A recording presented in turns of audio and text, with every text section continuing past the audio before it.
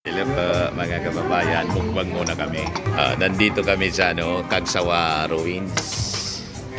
Si Sir Yaya, nandyan. Yung mga vloggers mula sa Manila. Andito si Admin Rich. Alright. Hi, Admin Rich. Admin Rich. Mukbang tayo ngayon. Ala. Ito po yung pagkain namin. Si Kuya. Saka si Mrs. Di ba? Ang sarap nito. Ano yan, Kuya? Anong may sabaw? Sinigang. Sinigang. Bicolano, pork sinigang po. Napakasarap. Ito yung talagang paborito ng lahat dito. Ay sir, ito. Mayroon ka, Bicol Express. Tapos gulay na langka. Gulay na langka. Tapos minudo. May Bicol Express ka na. Yun.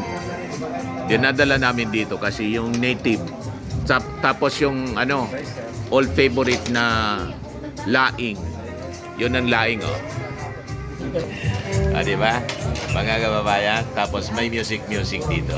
Kaya lang po, mga kababayan, hindi nagpakita si Mayon dito. Ayan medyo maulap mga kababayan, kaya hindi namin makita si Mayon Volcano. Cagsawa Ruins, lagi na ninyo itong nakikita. Pag Sunday, ngayon may activity kasi doon. Bicycle caravan or competition. Kasi Cagsawa Festival ngayon dito sa Daragapo. Ito yung mga lugar kung saan mga kababayan pwede kayong mamili ng mga souvenirs, mga pili, kung ano-ano pa.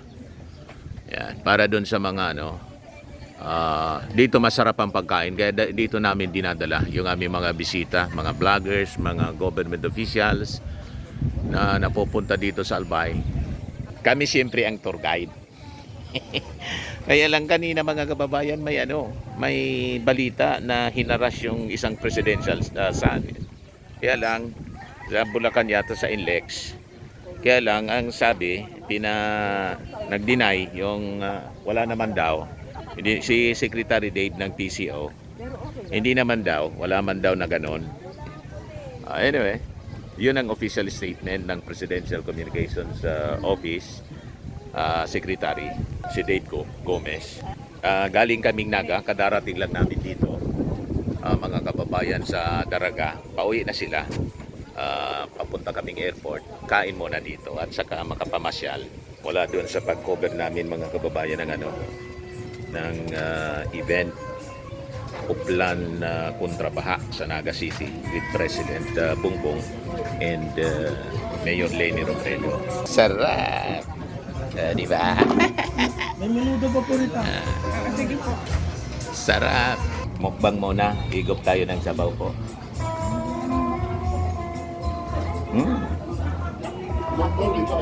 Salamat po. Basbasan po itong aming pagkain. Father in heaven. In Jesus' name, amen. Pasalamat muna tayo sa ating Panginoon because of the blessings sa atin araw-araw pagkain at magandang panahon kahit paano. Diba? Sarap nito. Bicol Express. Sa kanilang bagay. Diba? May taba. Tapos, ano nga surabang sa Tagalog, Kuya? Surabang, Tagalog. Parang bagaong hipo na maliliit.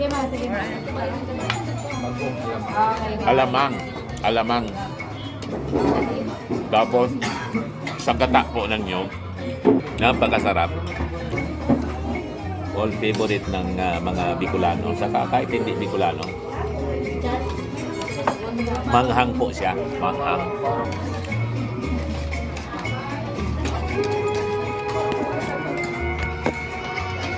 Babay na muna.